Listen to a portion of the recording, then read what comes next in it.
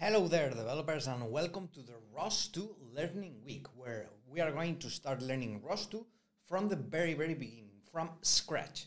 So welcome everybody, and let's go for it.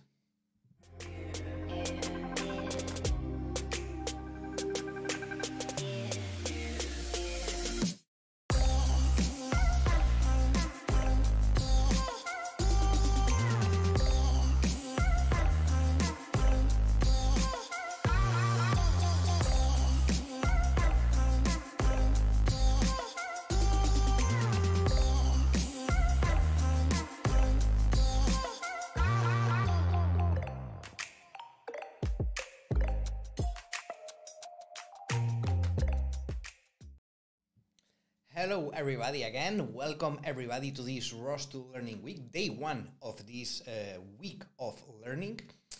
Welcome everybody, and as I have just said, we are going to dedicate this week to learn from scratch, from the very beginning, from no knowledge, until getting the first knowledge and some basics of ROS2. So this is going to be the goal of this week, to go from zero to learn a little bit, get the basics of ROS2, in this case with Python. So we are going to be programming with Python. So yeah, welcome everybody, and I'm going to switch right now to my computer screen to start seeing the chat and saying hello to everybody. So let me do that right now. There we go. Okay, so here I am seeing myself talking in the live. So if you are seeing me and listening to me, you are in this page. So I'm not going to explain how to reach here, but in any case, all of you guys have seen this panel here in Join Basic ROS2 Learning Week. So in case you want to tell it to some colleagues, some friends, whatever, just tell them to log in and click on this banner here, which is Join the Basic ROS2 Learning Week, which is going to take you to the main conference screen. All right, so this is where we are going to be starting all the streams during this week, from Monday today until Friday, which is going to be the last day of this learning week. Can you please turn up the volume or speak louder? Let me try to get closer to the microphone. Is it better now? Yeah. Maybe if not, you can tune up your volume. Audio is fine. Let me know if audio is fine. Yeah, audio. I can see here that the video is fine. Volume is fine. The volume is okay for me. Okay, great. All right. So yeah, welcome everybody, and I want to start by summarizing a little bit what we are going to be doing this week, each day of this week. So if you scroll down here in the ROS2 Learning Week page, you are going to see here the agenda. So in day one, which is today, we are going to start by working on learning some Linux basics. So as I was saying, in this week of learning, we are going to start from scratch, from no knowledge. So you can join this week and you can follow up this training, even if you have no knowledge. All right. So we are not going to start directly learning ROS2, but we are going to start by the foundation. So we are going to get some knowledge on Linux systems, some basic Linux commands that every developer, and especially every ROS developer, has to know. This is going to be for today. And we are going to focus on Linux because basically it's the most important OS for developers. In ROS1, basically only Linux systems were supported for ROS1. In ROS2, however, more OSs are supported. So there is support for Mac OS, for instance, Windows also. However, Linux is still the most important one and the most extended one amongst developers. So that's why we are going to still be focusing on Linux. All right. So today we are going to learn some basics and the most important commands and concepts on Linux. Then on day two, we are going to learn Python. all right? Python 3 in this case. So we are going to learn from scratch, again, from zero. We are going to learn to program in Python. So even if you don't have any notion in Python, don't worry, you can still follow this learning week, because we are going to start from zero, all right? So we are going to learn some Python programming, the most important also concepts, the most important key concepts about Python 3 programming. And then on Wednesday, on day 3 of this week, we are going to start with ROS2, all right? So once we have set up the foundations in day 1 and day 2, we are going to then start with ROS2 again from the beginning, all right? So we are going to start from the basics, how to create packages, what are nodes, creating very basic ROS2 programs from the beginning. This is going to be on day 3, ROS2 basic concepts. Then on Thursday, on day 4 of this week, we are going to start with ROS2 topics, which is one of the most important things to learn. Topics, how topics work, how to publish and how to read from topics, etc. And then finally on Friday, once we have learned the foundations, the coding, the programming foundations, and we have learned also the ROS2 basics and the ROS2 foundations, then we are going to, with all the knowledge we've gotten during the week, we are going to do a project, a small project, using a real robot. All right, so we are going to connect to a real robot. We are not going to work on simulations. So from Monday to Thursday, we are going to be teaching and working with a simulated environment with Gazebo. Then on Friday, we are going to move to the real robot, and we are going to create a small program in order to control a wheeled robot with ROS2. All right, so this is going to be the schedule, the agenda for this ROS2 Learning Week, so that you have this clear and you can organize your week. And yeah, so last thing I want to say before we start is that for day 1 and day 2, we are going to be working with courses from the academy, all right? From on day 1, so today and tomorrow, we are going to be working and following courses, all right? Then from Wednesday until Friday, we are going to move to projects, all right? I will explain more when we are in day 3 about how to follow up, but basically these projects are going to appear here.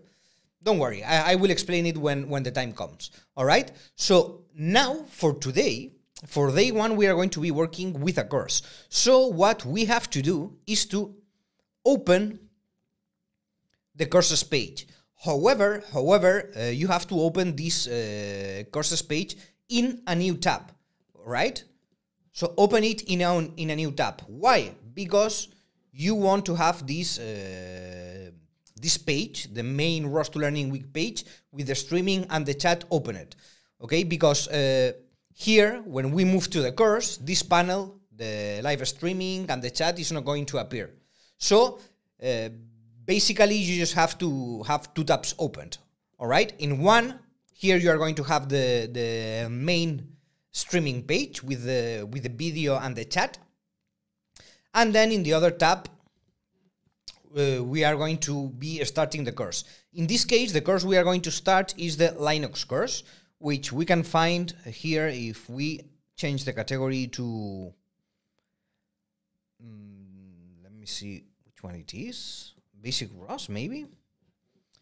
Yeah, here we have it. All right, so if you select the basic ROS category, here, you are going to get a bunch of courses. And here, in the first row, you are going to find the 2 that we are going to be working with today and tomorrow. Today, we are going to be working with the Linux for Robotics, which, as you can see, is free. So anybody can open and complete this course.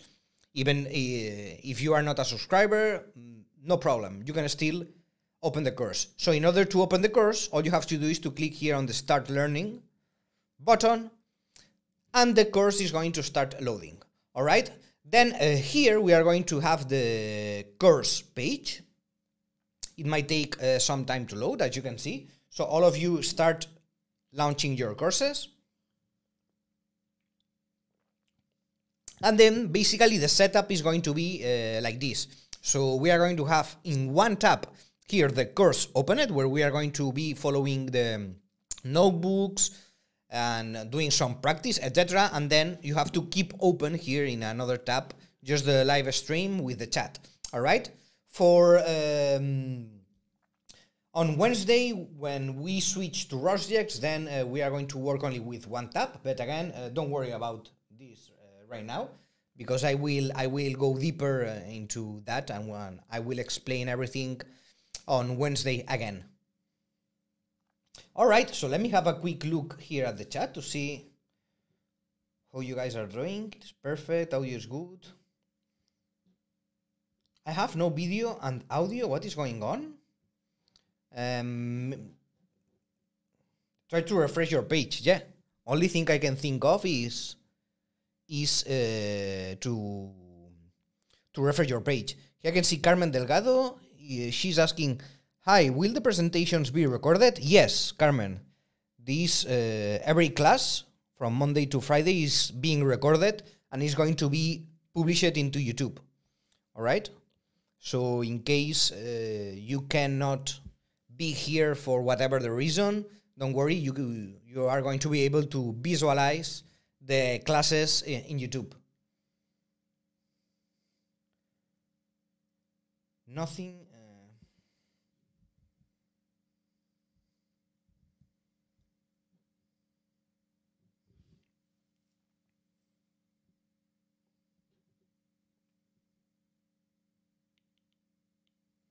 Yeah, I can see that you are helping Dado.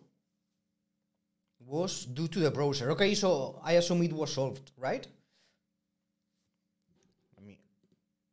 Okay, I am still loading here the course. So in this case, it can take some minutes. In this case, it can take some minutes to load, because of all the people we are here. So many computers have to be launched, and it might take a little bit more than usual. So let's just be patient. So meanwhile, I want to tell you something, because I am seeing lots of people here without images. So I really encourage you to update your profiles so that we can see your pictures here, which is going to result in a much nicer chat. So you can, for this, you can come here. I'm going to open it here in a new. Okay, so you can come here to your account, which is here at the top right corner of the page, and click on the profile button. All right, and profile not found. Let me click again.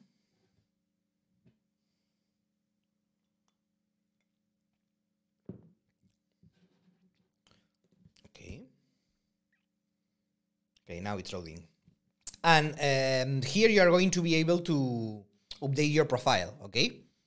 So you are going to be able to update a picture. You can update a picture of yourself if you want, or not of yourself, but something.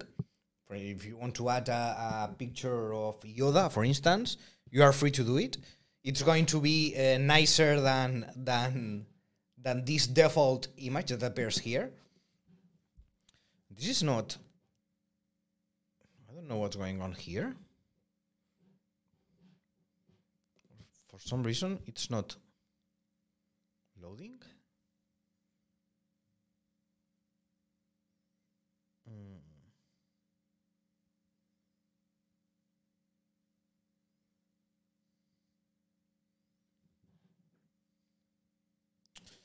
It's strange. Page is down.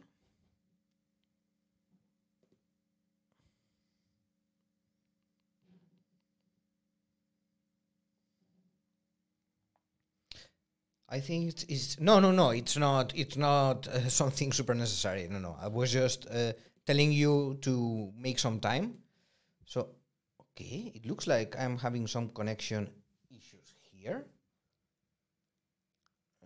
which is pretty strange, to be honest. because I am connected.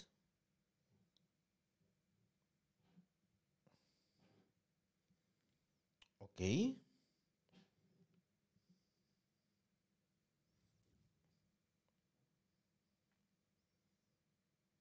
Yeah, so some weird stuff going on here with my connection. I'm not sure. Let me do some quick tests.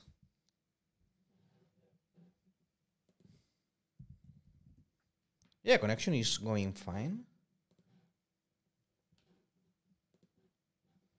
So I don't know exactly what's going on here. Okay, seems to be recovered. Just some too many people accessing the servers. Maybe well, there's a lot of people right now accessing the servers. That's for sure, but shouldn't be an issue. Shouldn't be an issue. Let me see.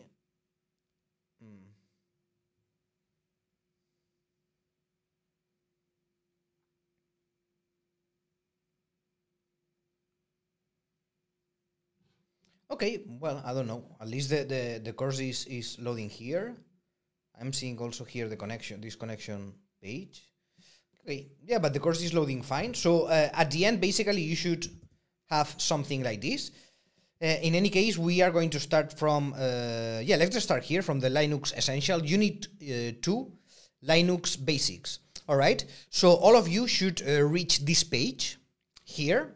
So let me know in the chat. Let me confirm this, by the way.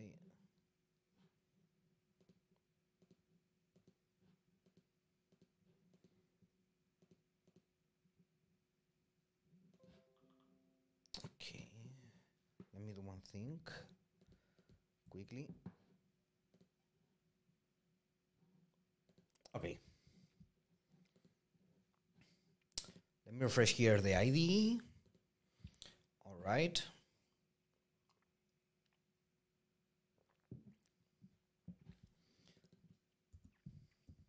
Oops.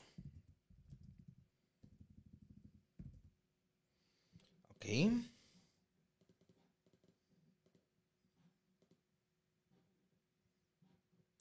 I am not seeing now my workspaces. Yes, some strange things are going on here. I don't know exactly what it is because I'm seeing this disconnection issue messages by my connection is okay. So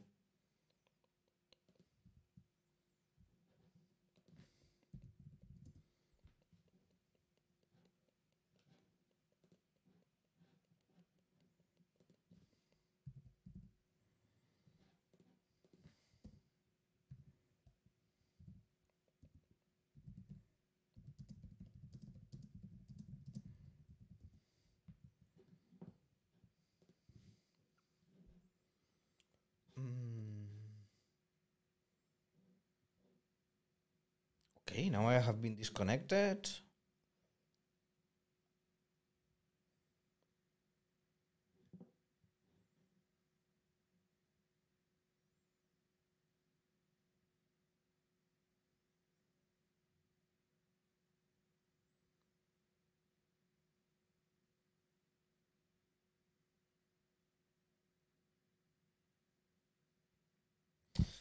Okay, let's see.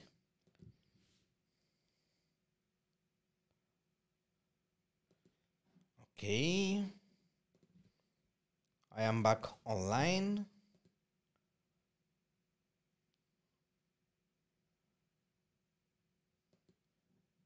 I'm in Unit 1. Okay.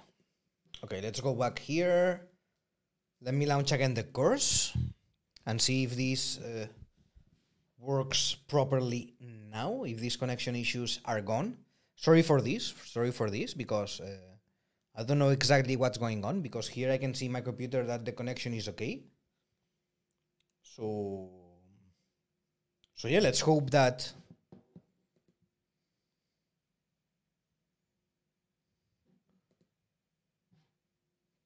Let's hope that it works properly now. All right. Let me go to the course.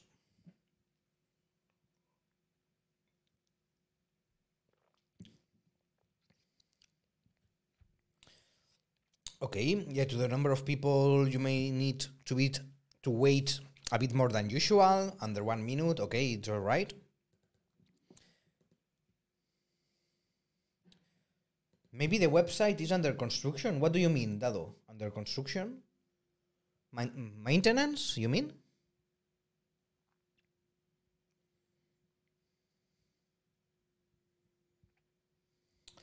Can the chat window be popped out? No, it can't. It can't, but that's a very good suggestion. Jay Graham, that's a very good suggestion, which I'm going to take note right now, because it looks like something very useful to be able to pop out this chat window. Could it be that the server is too full? I don't think so. I don't think so. Is in your cases everything is working fine? Have you been able to start the course and everything correctly? Or are you having these connection issues and these things also? For what I have seen in the chat messages, you have been able to start the course properly. So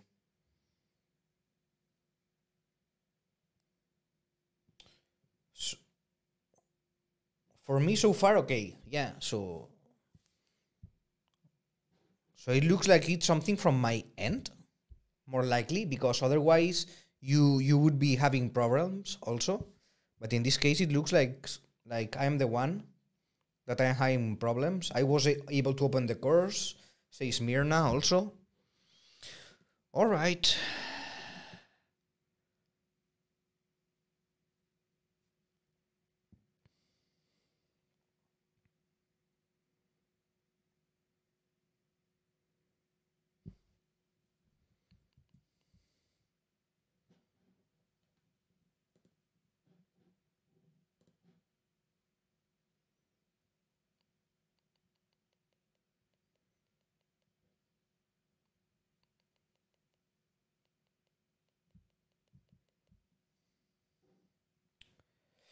All right. Let me go back to the course one more time.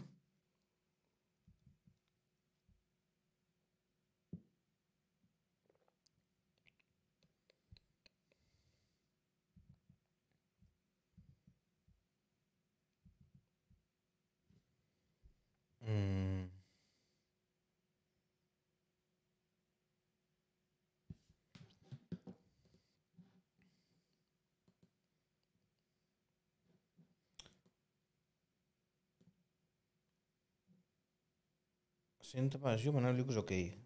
At least that the Windows is opened. Robotics. I'm also Miguel is also having my course page is just fine. I'm also having okay. I'm also having problems now. I'm having the same connection issues. I'm connecting also in Spain, says Julia. All right.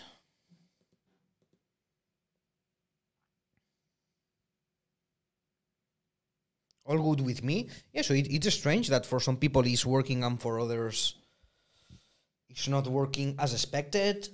Yeah, so for, today is going to be between 1 hour and 2 hours, more or less. 1 hour and a half, let's say.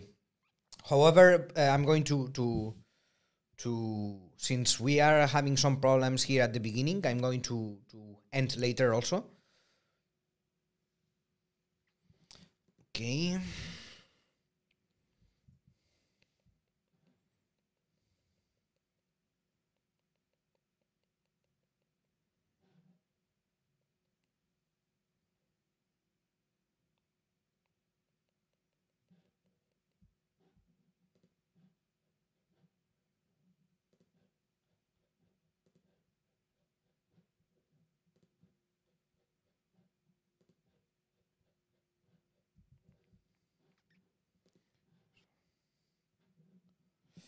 Okay.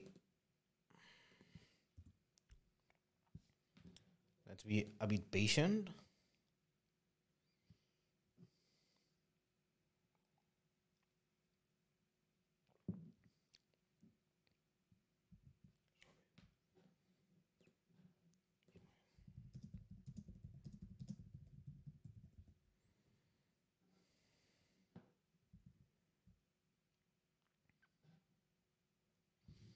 Yeah, I'm sure it will get solved.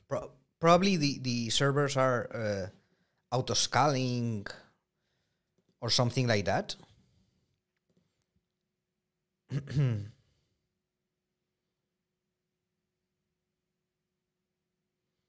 Okay, so in case you have the course already opened, just keep advancing. You can start following the notebook and everything, which is basically what I'm going to do once my course loads. So yeah, just start there having a look at the notebook.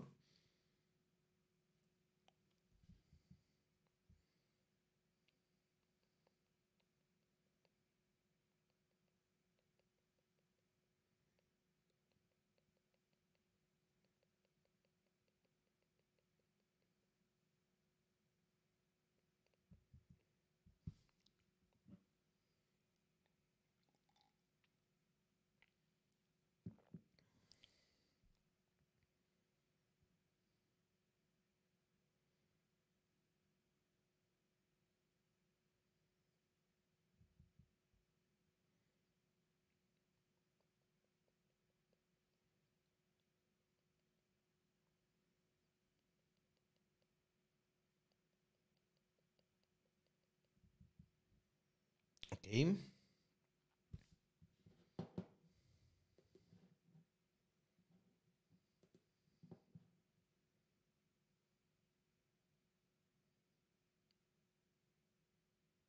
Keep trying multiple times, Krishna. Yeah, no. So I think I am talking right now with my colleagues, and it looks like it's an scaling issue. So because of the lots of connections we are having right now, there were some problems in the scaling of the computers. So yeah, it's going to be solved now. So I'm just going to wait a few minutes here until it gets solved. So yeah, meanwhile, as I was saying, just start following the notebook and reading the different sections, so that when I can start with the course, we are going to go faster. So so yeah.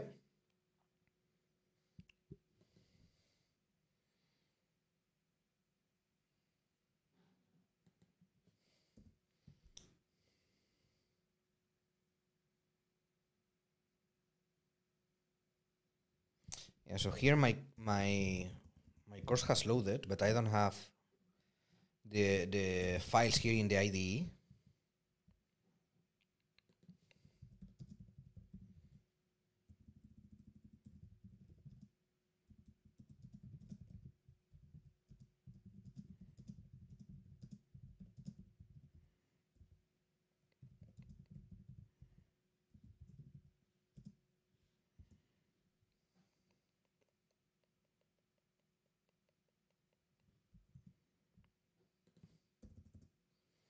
Yeah, so here I should have the Cat King workspace. In any case, I think I'm going to start here, and I will see.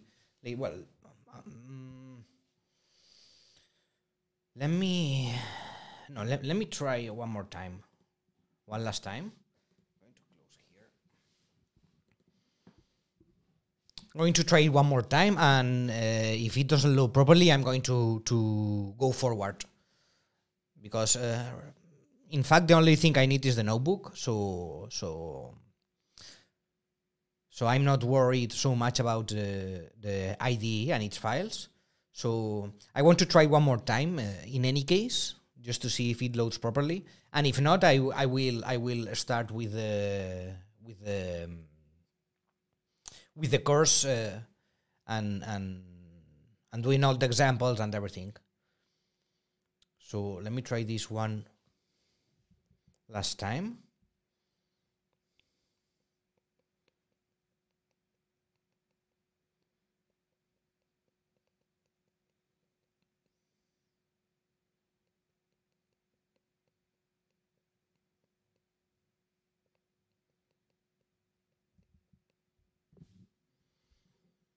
Okay.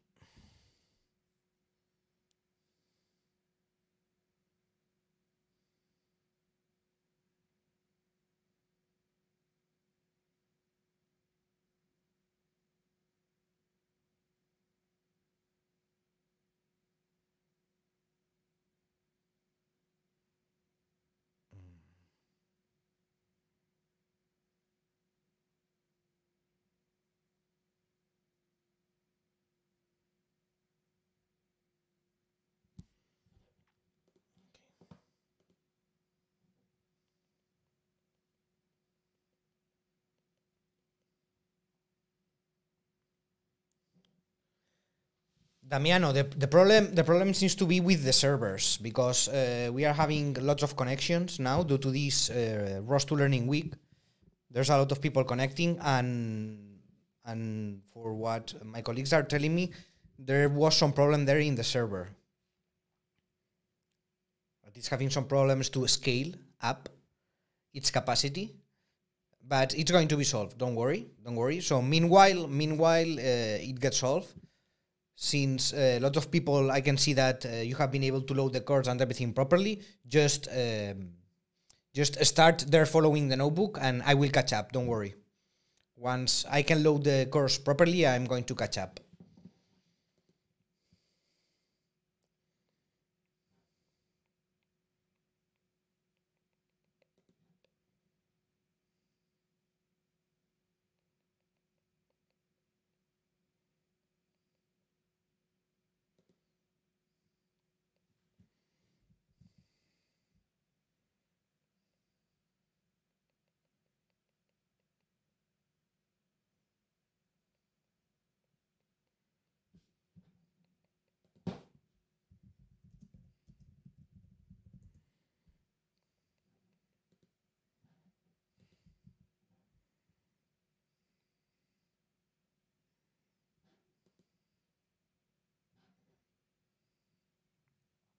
It's being, don't worry guys, because it's being fixed right now. So yeah, I'm just going to wait some minutes until it gets solved, and then I will catch up with all of you. In any case, what the plan for today was to start following this Linux course. So yeah, you can just start by yourselves, and then I will join you as soon as I can.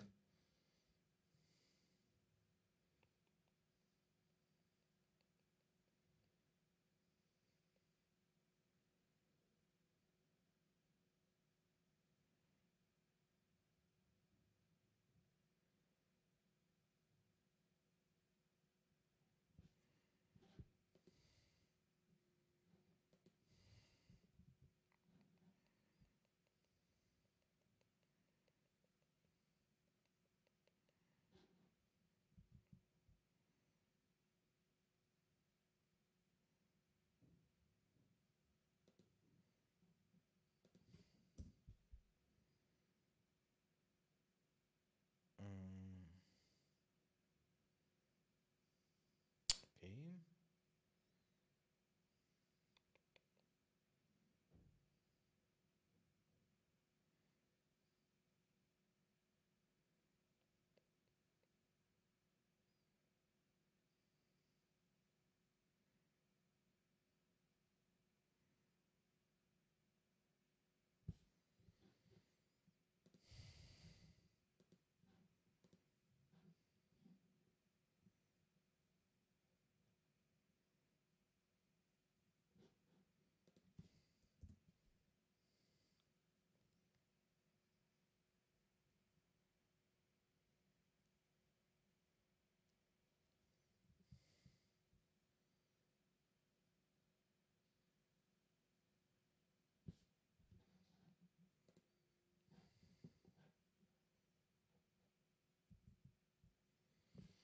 Okay.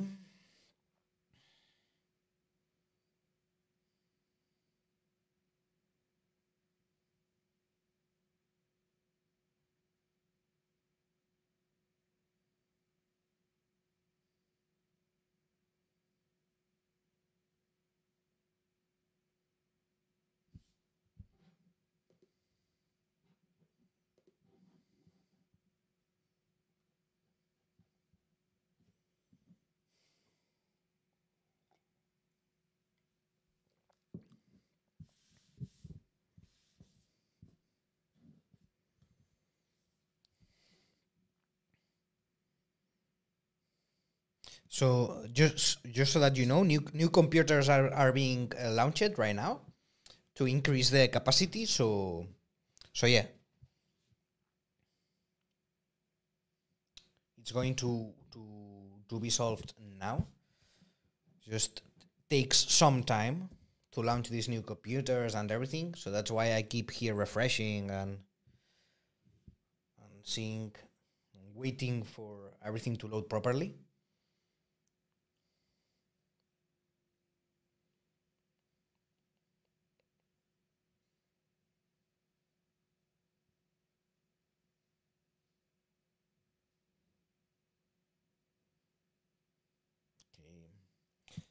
Let me switch, by the way, here, because so that you can see me here. Meanwhile, struggling with the system.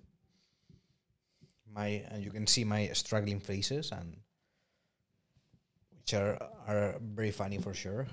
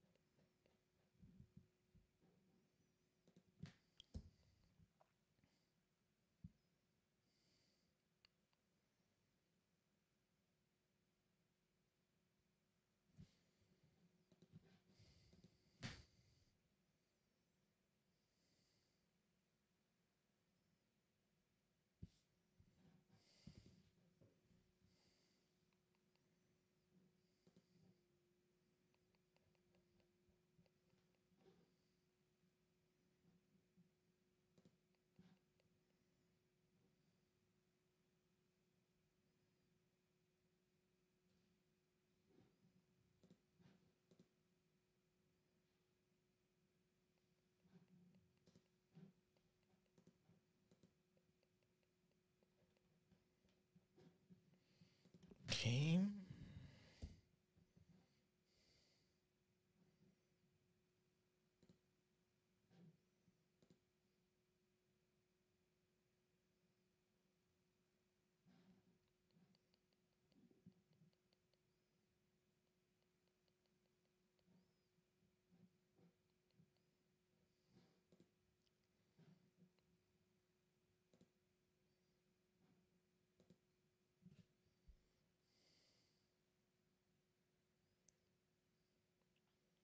Okay, I think it's working. It's working better now, for what I can see.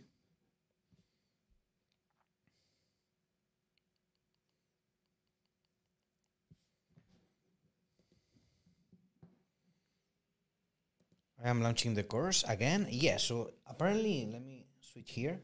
Okay, so you can see now the course has loaded properly. So I think that the issues might be solved right now. I'm not getting no more these connection errors here. Could you please help me find the course, Dado? Yeah, very easily. It's here in the, let me show it. So you have to come, as you can see now, it's loading much faster and I'm not getting the connection issues. So I think the problem was solved. So yeah, in order to go to the course, you have to click here in the left menu, click on the courses option. And then in the courses, the one you need to find is the Linux for Robotics, okay? So if you come here to the courses page, you can scroll down and look for it. You're going to find it here. Linux for Robotics, or otherwise you can filter here if you want for basic ROS, which is going to show it to you here. And then once you find it, you just have to click on the Start Learning button. Yeah, you click on the Start Learning button and then the course is going to be loaded and you should come to a page like this one, all right, which is the main course screen with the notebook here at the left side, here at the center the IDE, some web shells down here, which you can switch between them, and here at the right you have the simulation, a gazebo simulation, in this case this BB-8 robot simulation, all right.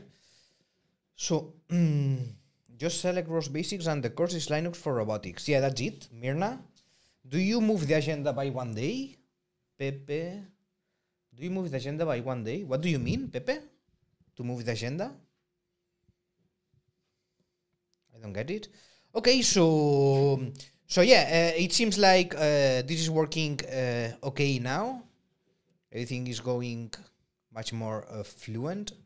Let me do some switches here, quick switches. Everything is responding much better now. And this connection button that I was having here, it's gone. All right. So yeah, let's go for it. Let's go for it. And now everything is working okay. So I'm not going to lose any more time and I'm going to go straight to the point. All right. So yeah, let's start with this Linux basics course. So let me know, are you all of you already here in the course page? Once you enter the course, by the way, you have to come here to the chapter 2, all right? Unit 2, which is going to take you to this notebook here, all right? Unit 2, Linux Basics, okay? Probably most of you are going to start here in the introduction unit. So just move to the Unit 2, all right? Yes, yes, yes, yes, okay. So all of you are already here in this Unit 2. So yeah, let's go for it. So basically what I'm going to do is just go and advance through this notebook. All right. So basically I'm going to try to do as much as possible. And I'm not going to be able to finish all the units, of course, because there's not going to be enough time. In any case, you can still continue working in order to finish all the units if you want after this class finishes. All right, so this course is free, so you can access it as many times as you want, and you can keep doing it until the end. All right, So yeah, first thing we are going to do is to download here in the Cooking Workspace SRC. In my case, I already have some things which I'm going to remove. Let me remove here. Yeah, so basically, you are going to execute this first command, which is going to take you here to the Cooking Workspace SRC, and you have to download our repository here. This Linux course files repository. I already have it here because I have accessed this course previously. However, let me just remove it here and I'm going to download it one more time. So what I suggest is that when you find this kind of commands here in the notebook, you just copy and paste them directly to the web shell. Okay, so you can copy the commands, select the command here in the notebook, copy it, and then paste it directly here to the shell. All right, and then just execute it. So basically what this is going to do is to download this repository, this Linux course file repository, is going to download it and place it here inside your workspace. All right. Then here in the IDE, you can access any file here in a graphical way. So you can create new files, new folders, whatever you want. You can open files and visualize them here, visualize the code in a graphical way, which is much more easier. All right, so this is basically what the IDE is going to allow you to do, to move through your files in a graphical way. This basically what you are going to find here are shells, are Linux-based shells. basically this shell is going to allow you to interact with the system files and folders. All right. So basically what we are going to start doing now in this Linux basics is some of the commands that I am already executing here, like ls, cd, etc. What are the most common and most used commands in order to move through a Linux system? All right. So let's keep going down. Then the first section that we can find is this one, navigating through the file system. So the first command, and probably the command that you are going to use the most if you work in a Linux system, is the command cd. The command cd is going to allow you to move through the folders.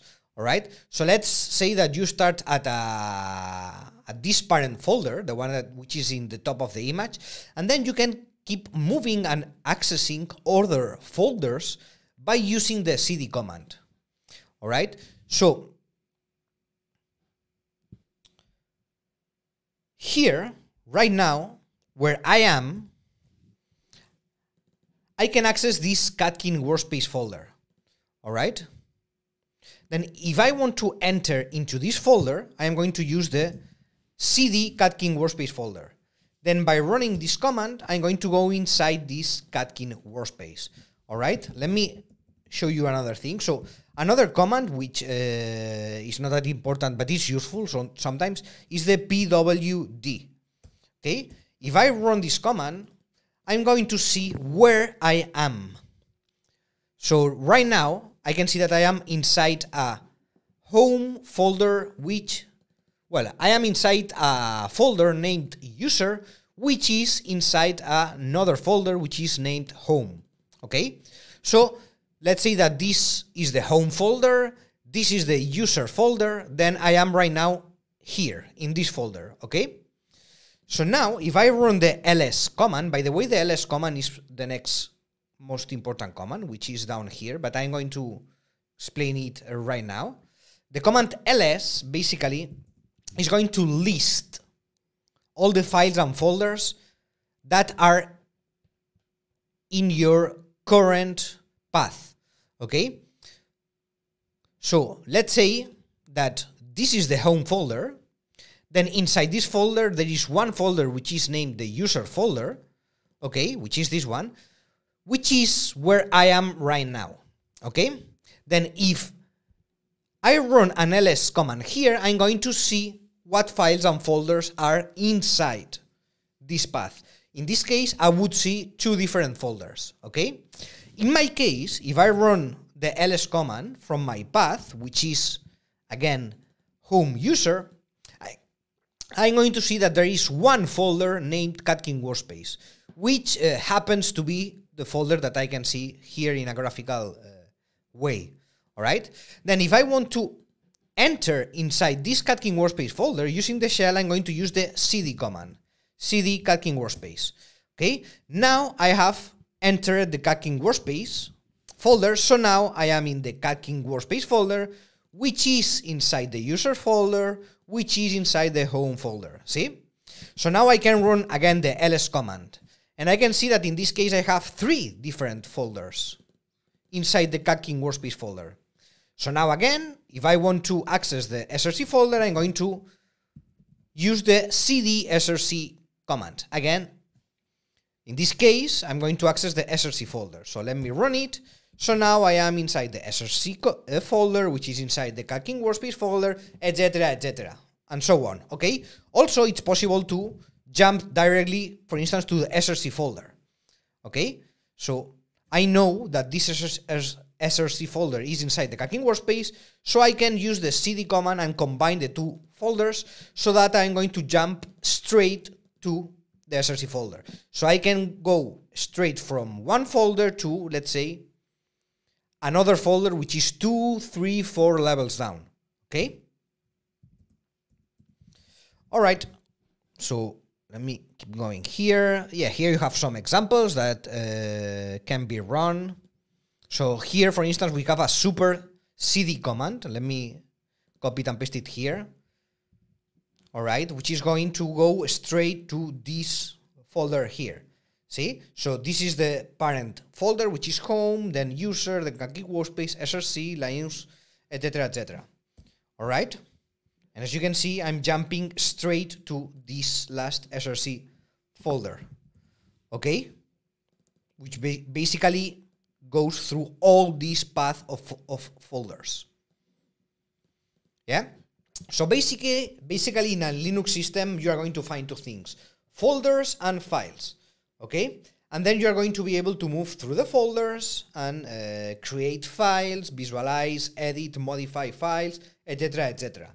But basically, the main structure of a Linux system is going to be like this. It's going to be composed of folders and files. Then, so here we have a simple example that you can run right now if you want. But I think I'm going to skip it for now. So basically, this is just an example to test one of the programs that you have just downloaded. So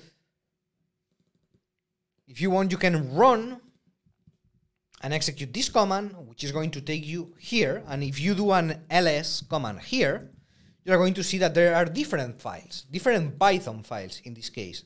So you can execute one, which is this bb8 keyboard.py. You can execute it using this Python command. By the way, we are going to learn Python tomorrow, okay? So some of the things, don't worry if you open these files and you don't understand anything, okay? Don't worry, because we are going to do the Python 3 tutorial, the Python 3 class. We are going to do it tomorrow, okay? So today's goal, today's focus is not to explain all these files and everything, but to focus on Linux, okay? So I'm not going to go through this.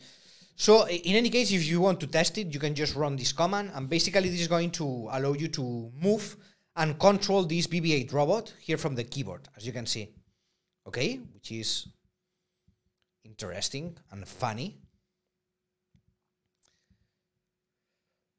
All right.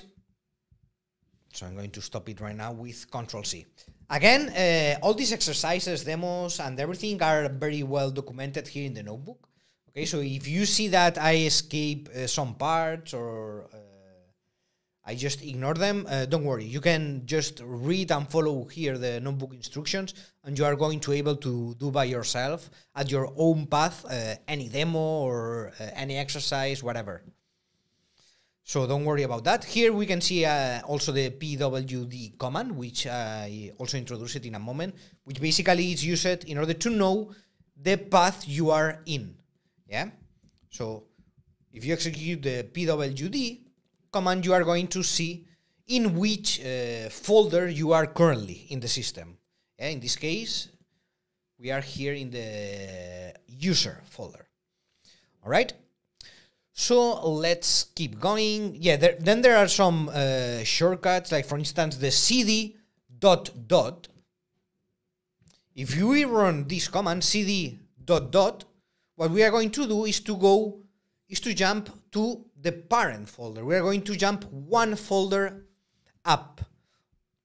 All right. So for instance, if right now I am here in the home user folder and I run the cd ... command, what I'm going to do is to jump to the home folder. I'm going to jump one folder up. See? So now I am in the home folder. Okay? So let me keep going. What we have here. Okay. Yeah, so let's move to the ls command, which we have also already introduced, which basically is going to list all the files that you have. Yeah? So if we run an ls command here, we can see that here we have different folders also, simulations, student, user. We have this Robotics also, which is a link in this case. Yeah.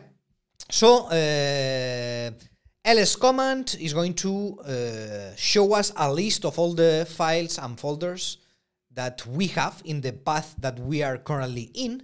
And the cd command is going to allow us to navigate and go inside folders. All right. So let me keep moving. I'm going to escape this demo too. Basically, it's also to run a different program, which is here. Let me just escape it. All right, then there is this command also, the ls, and we add the LA argument here, minus LA. Then this basically what is going to do is that it's going to show us hidden objects. See, so let me make this bigger 1 second. So if I run here the ls command, I can only see one folder. However, if I run the ls command with the LA suffix argument, I can see many more things. And there is one thing in common between all these elements that I can see here, that their names start with a dot. Do you notice this? So the Cacking workspace name is regular, so it doesn't have any dot at the beginning, it's just Cacking workspace. But all these elements that are listed here, all of them start with a dot. And what does this mean? This means that these are hidden elements. Yeah? For instance, these bash aliases or bash rc are hidden files. And this config, these rvs, sd format, these which are in blue are hidden folders. All right? This means that they are not visible to the user. So if we would have so basically they are not visible to the user. If you have them in a desktop, for instance, you won't be able to see them directly. That's why I am not able to see them neither using the ls command. They are only visible if we add this LA argument. Okay? So the files and folders are there, but they are not just visible. All right? Let me have a quick look at the chat to see how this is going. How are you doing so far, guys? Can you let me know here in the chat? So far, so good? Yeah?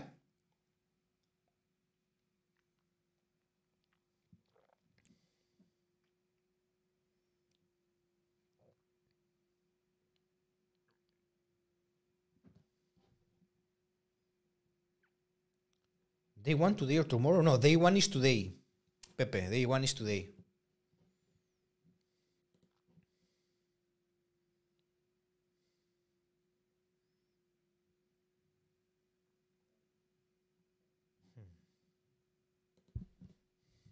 Let me write something here.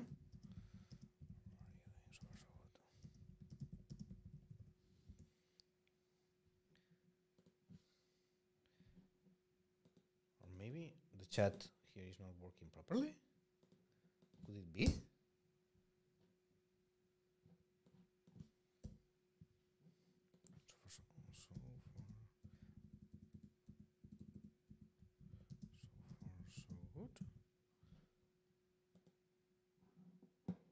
The chat doesn't seem to be working. Let me refresh this. Maybe the chat is bugged, and that's why I don't see.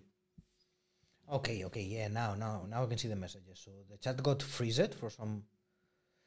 Okay, good, all good. It loaded. Yeah, so far so good. The sim does not seem to work. What do you mean, Jay Graham? The sim does not seem to work. In my case, it's working properly. So you are not seeing this simulation? Okay, let me keep going.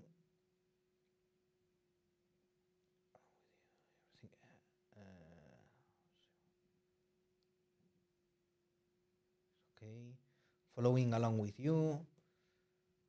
Yeah, what I can see is that this chat window is very small. I need something bigger because it's a pain to be scrolling down here, and so I definitely need a bigger chat. So this is something I'm going to modify because I cannot see any almost messages here. Chat had some troubles to respond. Yeah. Everything is okay. Some problems in chat. It's okay. Some problems in chat. Following along with you. Everything is okay. Some problems in chat. VBA demos don't see run. I tried reloading the sim, etc. Nice explanation. Following with you. Everything is okay. Yep, good. Working now. All good, all good. Okay, so I can see that J. Graham is having some troubles here with the simulation. Can you confirm? J. Graham? Is it solved or someone please guide? How to get to the simulation page? To get to the simulation, all you need to do, guys, is to come here to courses and open. You can select here the basic ROS, and then here you have to open the Linux for Robotics course. Okay, you click on Start Learning, and this is going to open the Linux for Robotics course, which is going to take you to this page here, the course page. Okay, come back here. Still no joy, but what is your problem, J. Graham? So are you not seeing this, or what's the problem? Maybe try changing to a different course. I don't know. Try opening a different course, let's say the Python course, for instance, or try changing the unit and going back. Maybe that can also help. If you change to, let's say, change to unit 5, for instance, and then go back to unit 2. Maybe, I don't know. No sim. It should load by itself. Yes, it has to load by itself. Here, the simulation. It loads by itself. Maybe try changing to different units or switching to a different course. Yeah, also this reload the simulation, the third one, button should work. So let me click it. This basically is going to restart the whole simulation like this, and it should get started again.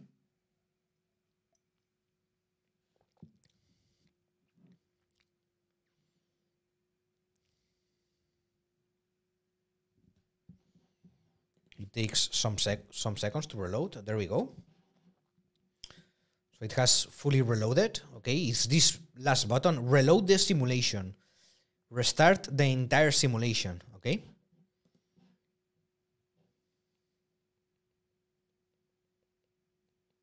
It loads but does nothing. The demo does nothing. Which demo does nothing?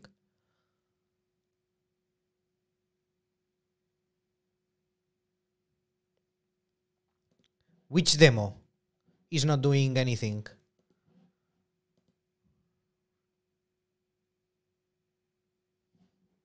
First demo 2.1. This one? Demo 2.1? Demo SH rotate. Oh, I don't know which one is that one. Which is the number? I haven't reached that one yet. I think. I haven't reached that one yet because I'm here running some Python code. Okay, so I will keep going until I reach that one. So let me keep moving. Okay, so yeah, so for any command like ls or whatever, you can use always the help option. So if you run ls and -- help, okay, let me make this bigger. ls help. If you add this help, you are going to see all the options you have with the command. Yeah, you have the option A, capital A, B, capital B, C. So all these options that you can add to the regular command, which is ls, you can add all these options, and here you have all the different descriptions of all the options. Right, so do not ignore entries starting with dot, for instance, is this A option. Do not ignore entries, so do not ignore hidden files and folders. Yeah, so here you can see all the different options. I'm not going to go through all of them too much. So let me keep going forward. Man ls. Okay, this is another option in order to get some information about commands. I'm going to skip it also. We have here an exercise 2.1, which basically is to run a Python script. I'm going to skip it also, because basically it's to just move to a move through the file system here in order to find this script. Well, let me do it very quickly, but basically this script is here, right? Inside the Linux course files, move BB8 package, SRC folder, and here we have it, move BB8 forward, backward. So, very simple. Using the cd command, I can go inside the cat-king workspace, then go inside the SRC folder, I can list, then here. Now I can go inside the Linux course files, cd Linux course files, then inside here I'm going to go to the move BB8 package folder, cd move BB8 package, and finally I'm going to go inside the SRC folder, and here I'm going to find this script, move BB8 forward, backward. So now I can run this script, Python, move BB8 forward, backward. Basically this is going, if I run it, this is going to move the robot forward for some seconds and then backward again, as we can see here, and stop. Yeah, so very simple demo just to test a little bit the cd command and move through the different folders. So let me keep going here. Okay, so besides moving through the file system, there are some commands that allow you to interact and modify the file system. For instance, one of them is the mkdir command. Basically, this command, what does is to create a new folder. Yeah. So, of course, always, if you work with development environments, with IDEs, you can create new folders in a graphical way. For instance, I can come here and click on the new folder, and then I can create a new folder graphically, okay, which is always simple. Yeah. Let me delete it back again, delete. However, it's also possible to do this from a shell. In this case, the command used is mkdir. So, for instance, I can come here and create a new folder, mkdir my folder. And as you can see, this creates a new folder. Yeah? So basically this mkdir folder is going to allow you to create a new folder from the shell. Okay?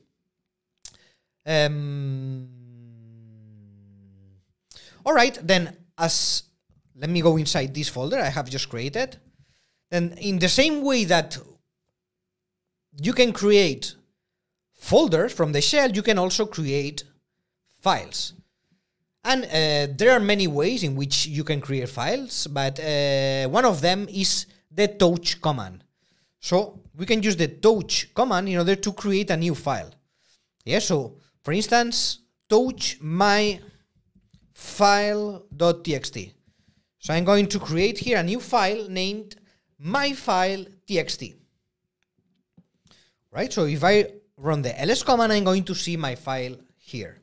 Okay?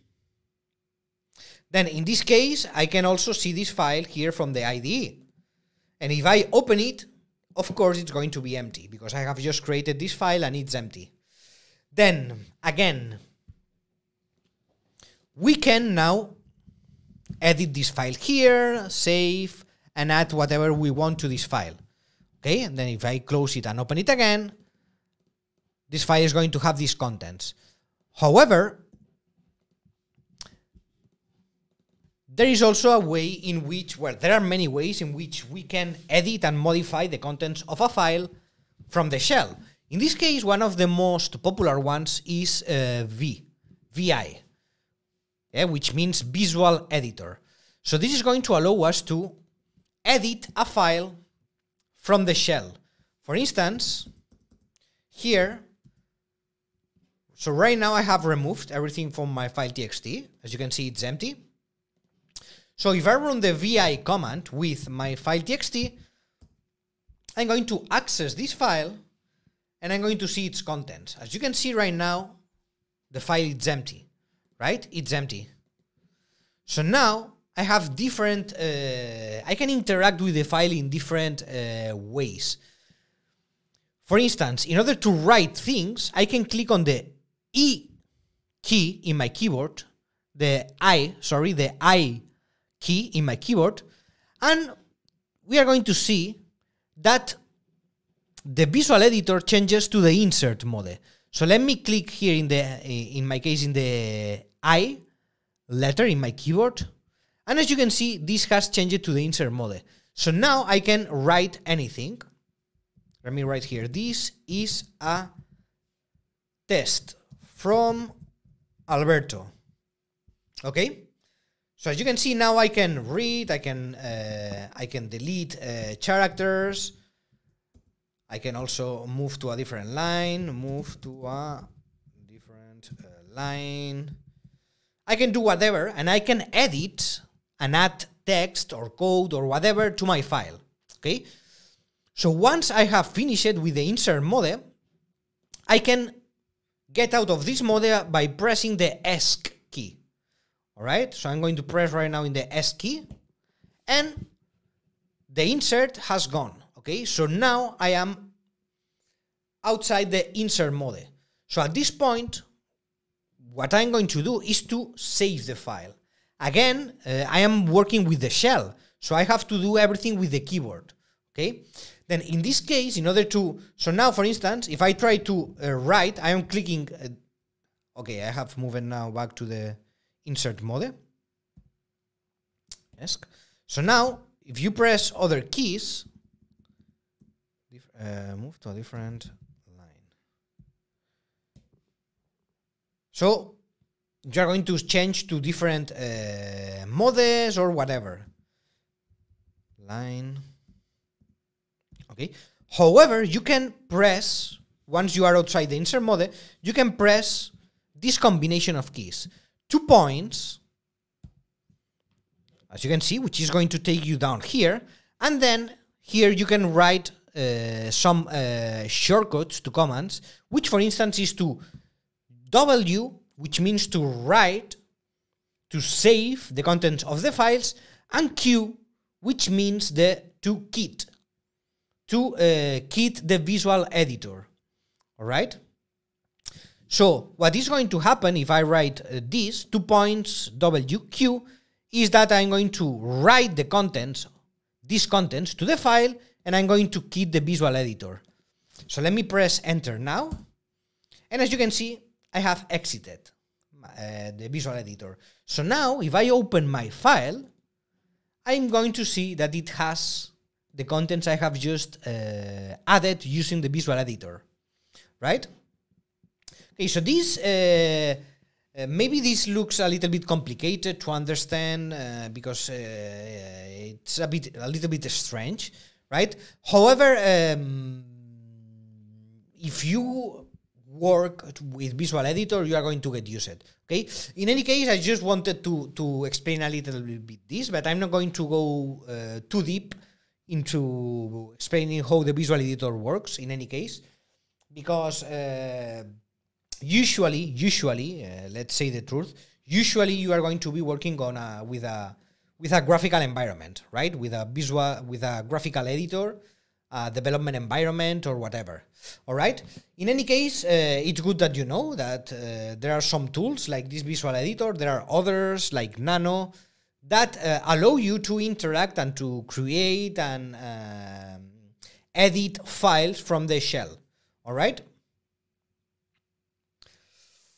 Okay, so let me skip all this section. In any case, I'm going to skip it. Okay, so the next command is command move. Which shortcut is this? The letters MV. Okay, so this command is going to allow you to move things from one place to another, as the letters stand for. So these MV letters stands for move. So basically this is going to allow me to move things. So for instance, let me create here a new file, another file.txt. Okay, so I have created this file here. So now, for instance, I can move this another file txt that I have just created inside the my folder. So I'm going to move this another file txt inside my folder. So now if I list again, it has disappeared from here. Why it has disappeared? Well, because I have moved it inside my folder. Now it is inside here, okay? I can move it back again, move another file. I can move it out again, like this. See, so now it's not here and it's back here, okay? So this move command allows you to move things from one place to another, but also it allows you to change the names of things. So for instance, if I move another file to yet another file txt, what I'm doing here is to rename this file to this. Okay? So as you can see, I have renamed the file. See? Yet another file. So I can rename it again, yet another file to another file, back again, and you're going to see how it is renamed. Okay? So this move mv command basically is going to allow you to do two things: to move files or folders from one place to another, and to rename files and folders. Okay, so I can also, of course, I can rename folders. So I can rename my folder to yet another folder. See? So this is also, it can also be used to rename folders. Okay? All right.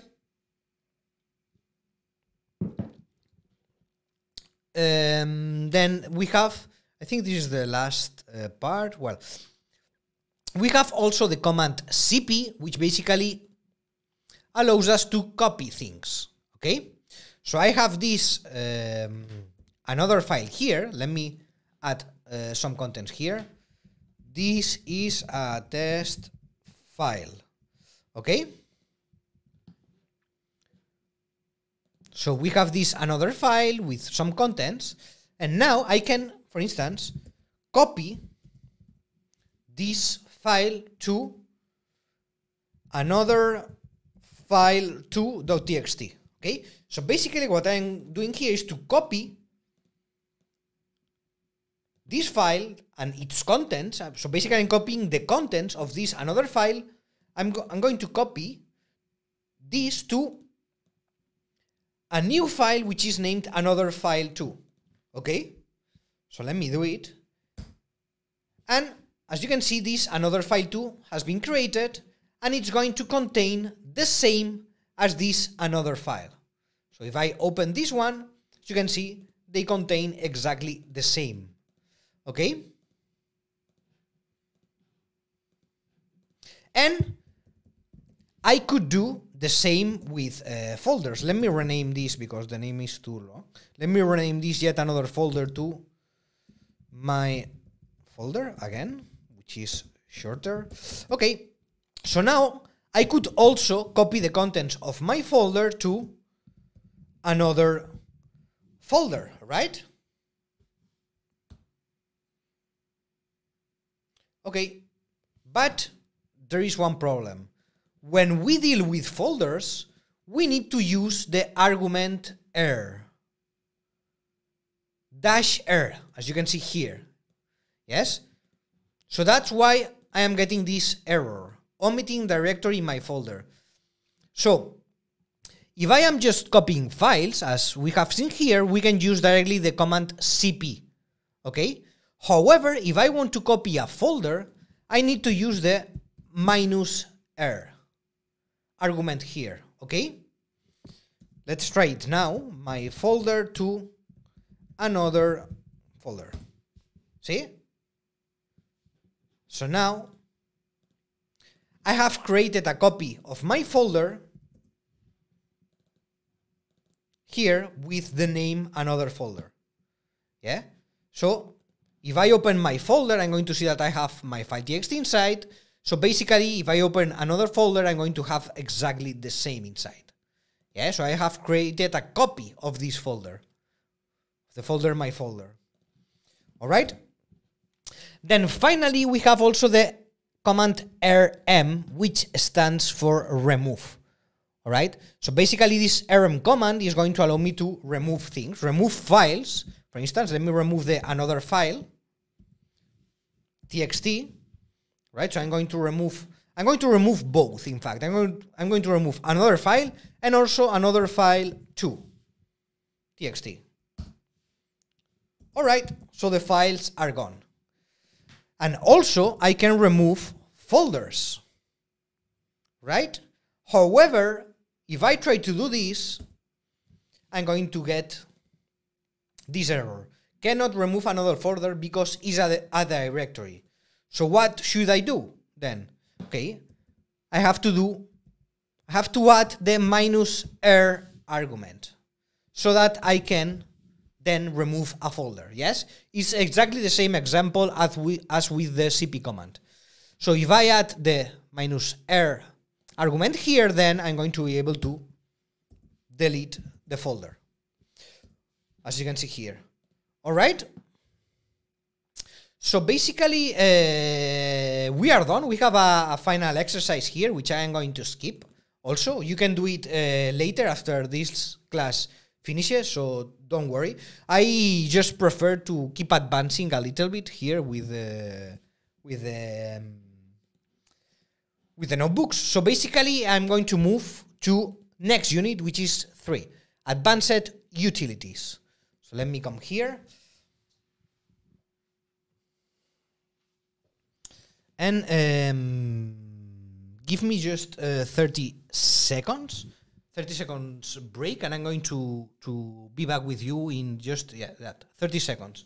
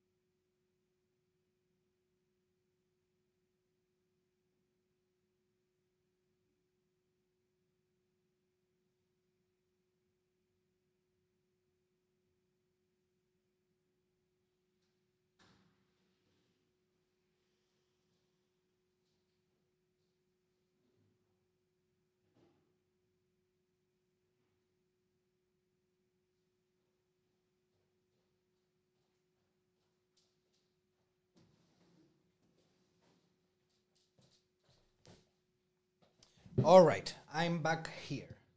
So, yeah, let's switch to Unit 3, Advanced Utilities. Are you already here in this unit, in Unit 3, Advanced Utilities? Let me have a quick look at the chat here.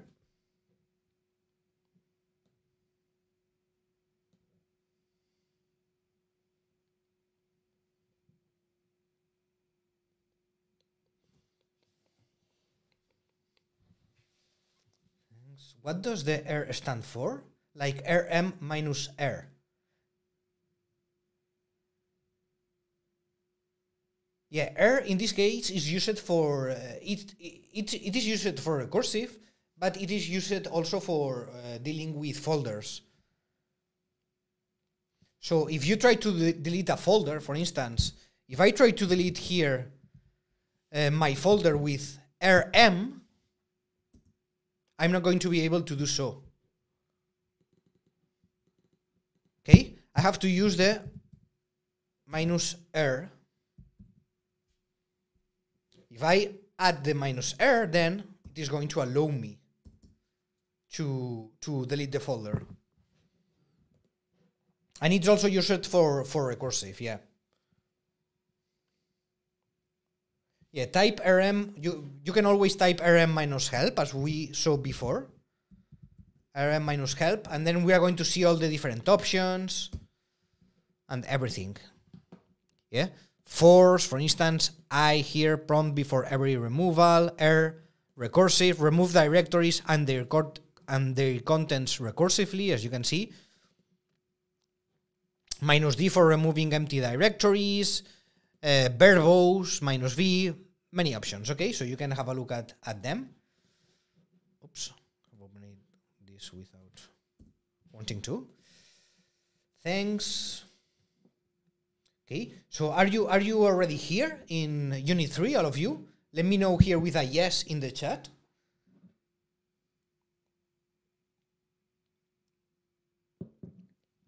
Also, so that I can see that the chat is working okay and it's not freezed. Okay, I can see all your messages now. Yes, yes, yes, yes. Great. Okay, so let's keep moving. Then, okay, so we are going to go to some things which are more advanced already. And one of the most important ones are the permissions. Okay, so everything in Linux system has permissions. Folders have permissions. Files have permissions, so they are very important in order to manage the different files and folders of a system. All right. So basically, yeah. So for instance, let me create here a new file. Touch my file.txt. Okay. If I do an ls again, I can see that at my current path, I have one folder and one file here, okay?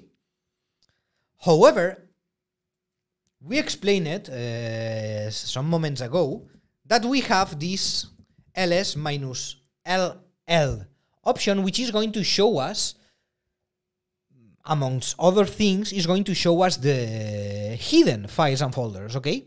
However, this also provides more information, like here, creation times, etc. But the first that we see here at the first row here are the permissions. Okay, so this set of characters that we can see here, for instance, for the my file txt. I can see here a set of characters, right? With R's, W's, in some cases also X letters, yeah? So this that we see here at the first row of the information, these are the permissions, okay? And what does this mean? Well, it's actually easier than it seems. So basically, we have three options, three different permissions, which are read permissions, okay, which refers to a user's ability to read the contents of a file. We have the write permission, which refers to the ability to write or modify a file or a directory. And finally, we have the execute permission, which refers to the ability to execute a file. All right? So, or view the contents of a directory, yeah. So basically, the R letters means read permissions. The W letter means write permissions. And the X letter or character means execute permissions. Okay? Then basically, as you can see, let me maximize this. We can see, for instance, let's have a look at this example here, which basically has all the permissions. RWX. But we can see that these permissions are repeated 3 times. So we have RWX 1 time, RWX a 2nd time, and RWX a 3rd time. So basically we have the 3 permissions repeated 3 times, right? Why? Why it is so? Well, because the permissions are also divided in 3 groups. The first group are the owner permissions. Okay, so the owner permissions apply only to the owner of the file or directory. Okay, the second are the group permissions. Okay, and finally the third apply to all the users. Yeah. So basically, when you read the permissions of a file, you can divide them like this. Yeah. The first 3 characters will refer to the owner permissions. The second 3 characters are going to refer to the group permissions, and the final 3 characters are going to refer to all the rest of the users, all the users of the system, of course.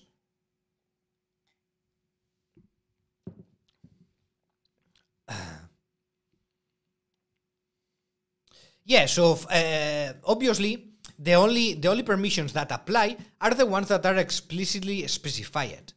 In this case, we have read and write permissions for the owner of the file or folder, and read permissions for the group, and read permissions for all the users. All right? If we don't have them specified with a letter, it means that this permission is not granted, right? So for instance, here the owner of the file doesn't have execution permissions because it's not specified here with the X character, right? Okay, so this is also a little bit abstract. So let's try to do some examples and exercises. So, for instance, let's do this first demonstration. So what we are going to do, okay, I have some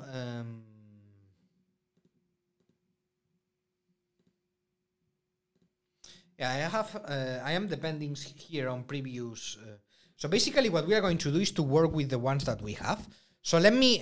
We are going to actually we're going to come here. And inside the Linux course files, we are going to create a new folder. We are going to do it from the shell, actually. So let's move inside the Catkin workspace src and Linux course files, okay? Then inside here, I'm going to create a new folder, which I'm going to name. In order to create a folder, remember that the mkdir command has to be used. So I'm going to create a new folder named my scripts, for instance. Okay, there we go. Again, right now I am not following the exact instructions of here. Okay, so I'm doing a bit of freestyle. Okay, because I don't want to be reading this all the time. So basically, I am freestyling a little bit. Okay, so just to keep in mind and don't say, "Hey, Alberto, you are not following the instructions here or here in the notebook, the instructions are different." Okay, I am improvising right now, okay? But basically, I'm going to do more or less the same that it's explained here in the notebook. So don't worry about that. So basically, what I have done is to create here a new folder named my script. So I'm going to go inside this, and then I'm going to create here a new file, which I'm going to name new file. So why not? New file.python, okay? Which is empty. Then here I can see the file, and then I'm going to run the ls-la so that I can see the permissions of my file. So right now I can see that my file has read and write permissions for the owner of the file, read permissions for the groups, and read permissions for the rest of the users, okay? So, how can I modify these permissions? Well, there are different methods. In this case, we are going to use the chmod method, okay? The chmod method is going to allow us to change the permissions of a file or a folder, okay? So, for instance, I can use this command, chmod plus x, okay? So what is this going to do?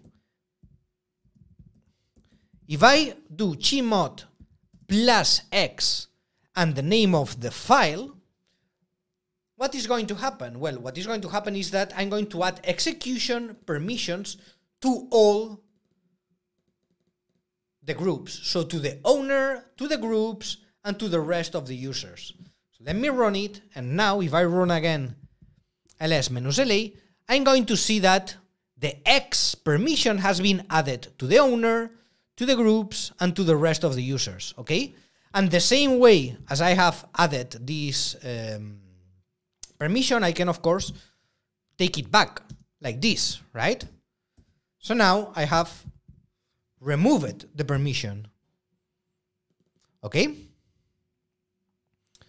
So this is a quick way of doing it. However, there are other ways which are very interesting,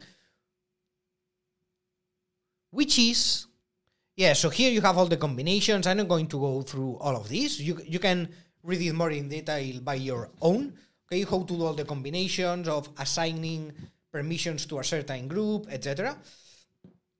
I'm going to just very quickly, no, I think I'm going to skip it also, the combination with letters, okay? So the same way in, there is another way using numbers in which you can also assign permissions to a file directly. It's, if you know how it works, it's faster, okay?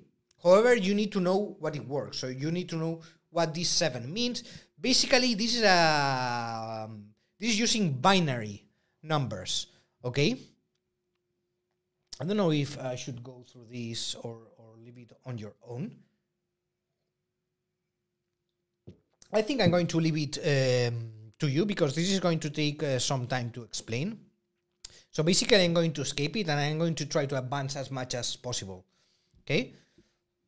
Do you agree, or do you want me to stop here and go more into detail in these permissions and how to do the alphanumeric here operations and all of this? What do you say? Let me know in the chat.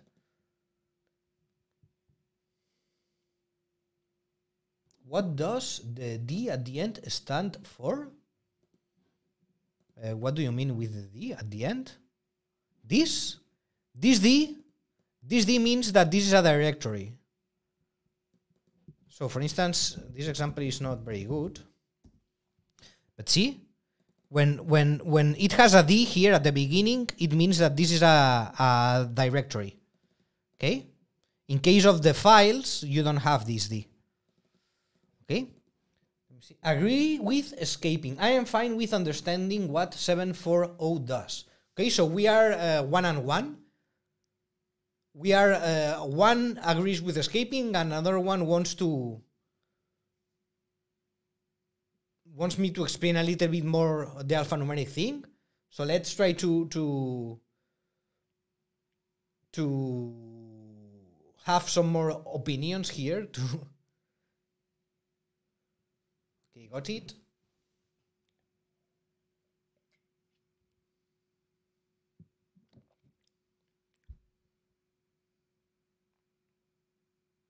Okay, so let me do one thing. Let me explain very quickly, more or less, how this works. So basically, the 7 number, yes, is equal in binary to 111. Right? So 7 in binary, number 7,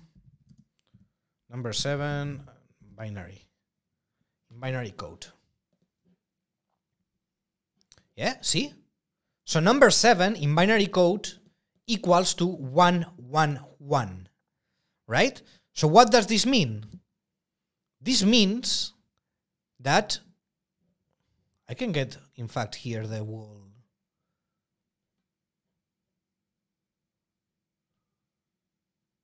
Yeah, here I have the table, okay? So 7 in binary numbers is 1, 1, 1, okay? So what does this mean? For instance, in the example here, what we are doing is, where do I have my files, my scripts? Okay, ls minus la, there we go. So chmod 740 to new file pi, okay? This is the command that we have here as an example. Then, the first number is going to assign the permissions to the owner, okay? To the first 3 characters here. So the first number here is going to assign the permissions to the owner. The second number here, which in this case is 4, is going to assign the permissions to the group. And the last number here, which is 0, in this case, is going to assign the permissions to the rest of the users, okay? Then, if I put a number 7 here for the owner, which in binary is the equivalent to 111, what does this mean? This means that I am giving all the permissions.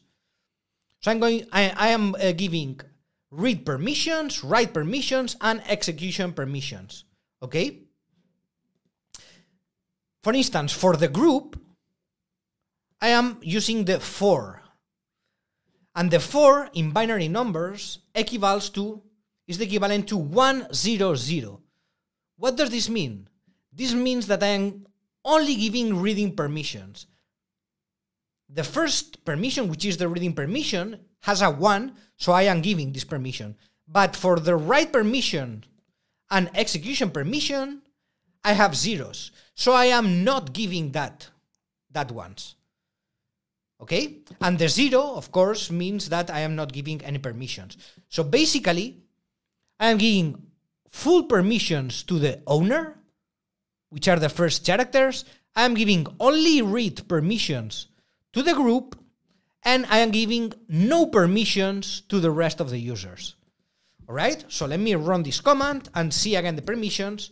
And as you can see, we have full permissions for the owner, only read permissions for the groups, and no permissions for the rest of the users. Yeah? Make sense? Is it a bit more clear now? Yeah, so you can go deeper later, knowing at least this basic idea. Yeah? Make sense?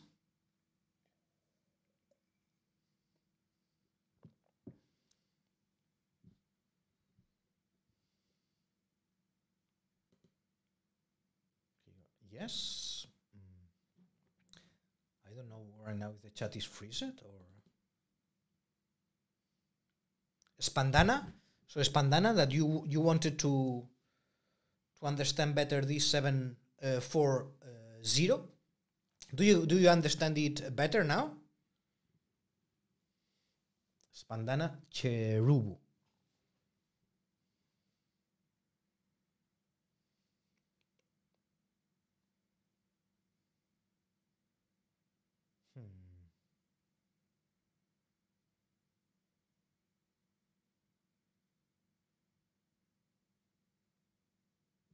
Let me refresh this because I don't know if the chat right now is freezed or not.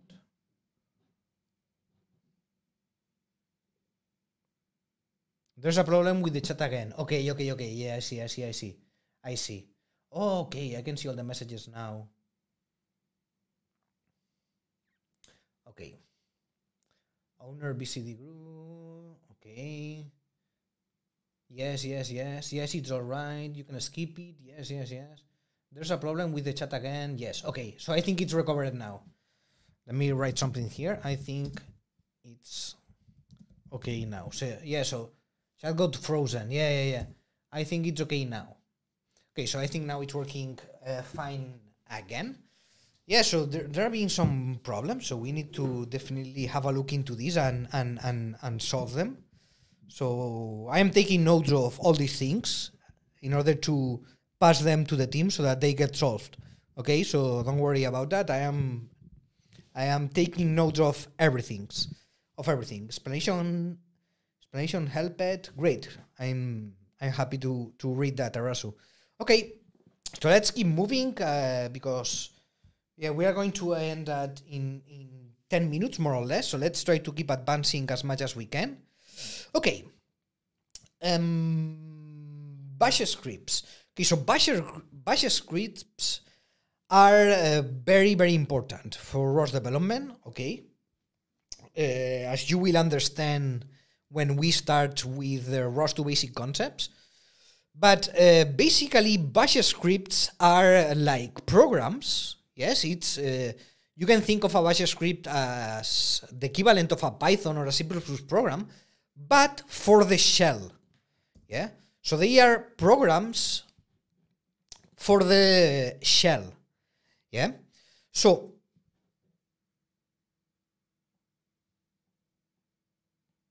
basically, it's going to allow us to interact with our programs that are going to allow us to interact with the file system in some way. Okay, so for instance,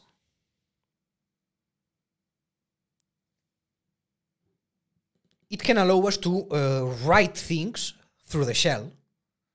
For instance, it can allow us, for instance, to automatically create a file or create multiple files or create a folder or multiple folders. It can allow us to automatically change the permissions of a file, for instance. All right, so let's create an example bash script. So here we have this example. So let's create this one, touch bash script.sh. Okay, usually we are going to use the sh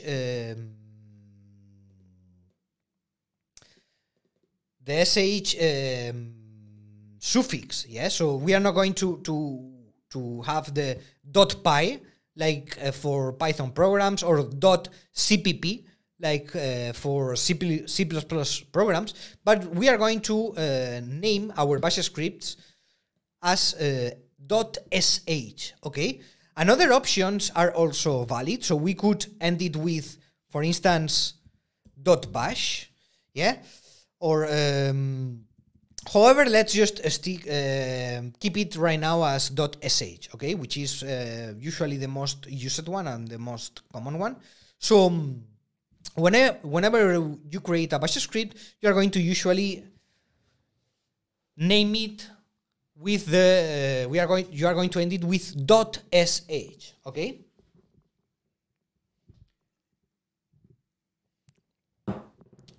Then inside, where do I have it?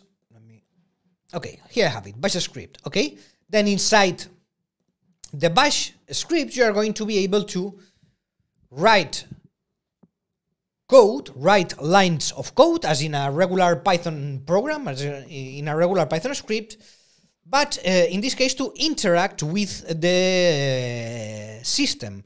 So to write shell commands, okay? So as you can see here, we can write many commands in order to navigate through the file system. We can create new folders, we can create new files, we can change permissions of files with Gmod. We can do many things from the shell, okay? And all these things that we can do from the shell, we can also do them within a bash script. For instance, a very simple example here, oops, sorry, I removed this accidentally. Okay, so let's copy this very simple example code that we have here. So let me copy it here directly from the notebook and paste it here. Okay, so bash scripts are going to usually start with these lines. Okay, this is mandatory, and this is basically going to let the system know that this is a bash script when it's executed. Okay, then in this case we are using this echo command, echo and hello there developers. Basically, echo is the shell, the bash equivalent to the print in Python. Okay, to a print in Python or to a cout in C++. Yes, it is equivalent. So basically this, if we run this directly on the shell, let me do it right here. As you can see, basically it prints something here in the shell. It prints this. Okay?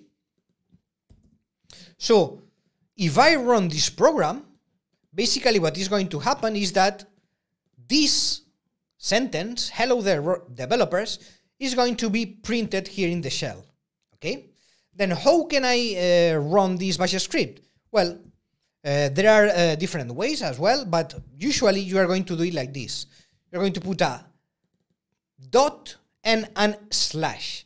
And then you're going to put the name of the script, which basically, I don't know, I don't have it here. I have it here. Okay. So dot slash, and then the name of the script, which is bash script.sh. Okay? Bash script.sh. And I am getting an error in this case. It's saying, hey, permission denied. Okay, so what should I do? You know how to solve this problem at this point. So let me know in the chat. What should I do?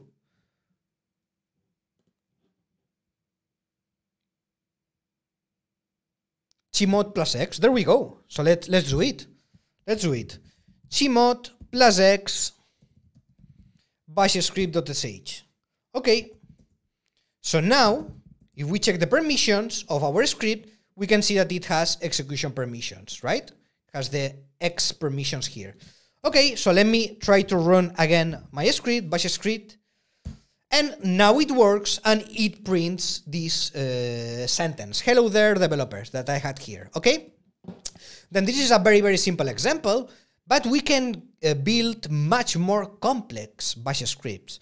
Okay? For instance, here we have some examples with arguments and everything. So here we have another example. Let me directly copy it here from the notebook and paste it here. So here I can see an example where I am printing some things. I am using the cd command in order to access folders. I am listing things. I am changing the permissions of files. So I can do basically whatever I want, right? So whatever thing I can do from the shell, here I can do it also in a script. Okay, so I'm going to do a very simple example, but that can be seen very easily. So, for instance, create a new folder named Alberto, for instance, and then I'm going to create here a new folder named Alberto. Okay, so I'm going to save my bash script. I'm going to run it. And this is going to create a new folder here named Alberto, right? So let me run it.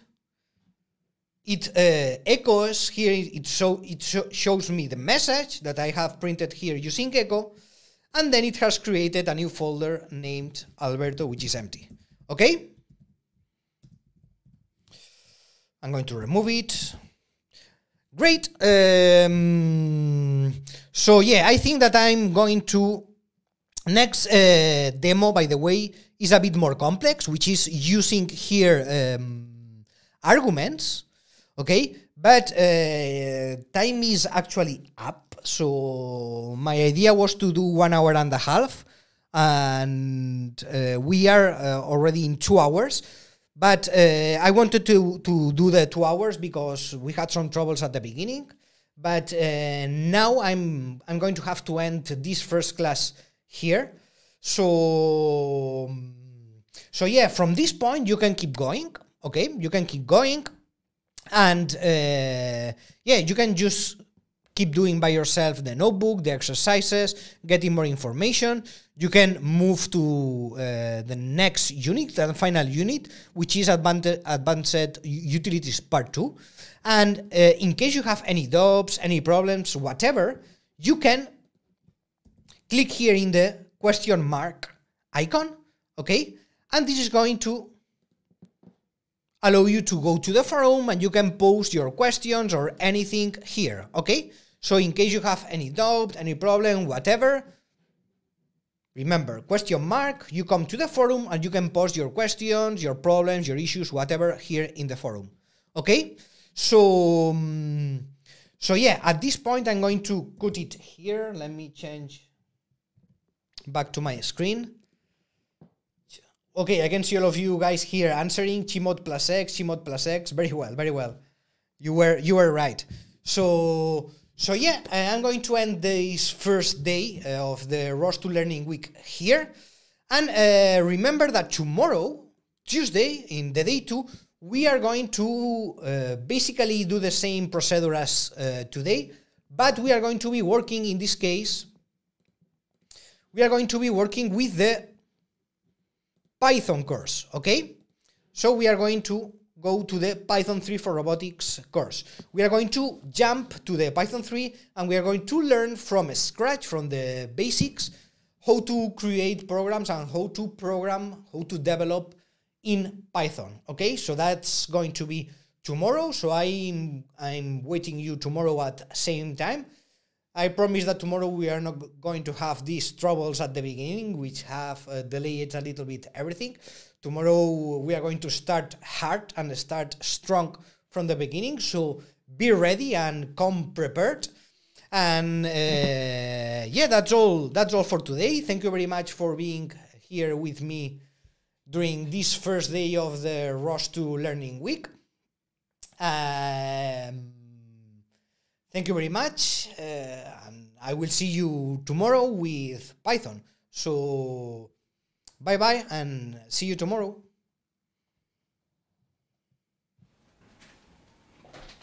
What are you doing, Alberto? I'm training this intern with ROS. Oof. Did you have the same experience? Spending too much time equipping your team with ROS skills? Check out our ROS Online training solution for enterprises. A fast and easy way to empower your team with ROS. From ROS basics to manipulation, perception, AI, ROS2, everything your team needs to learn is here. Practice with real and simulated robots. Train your team by doing from day 1. Also, our ROS experts will provide you 1 hour of consulting services to boost your robotics projects. Want to become a happy Alberto? Request a demo today.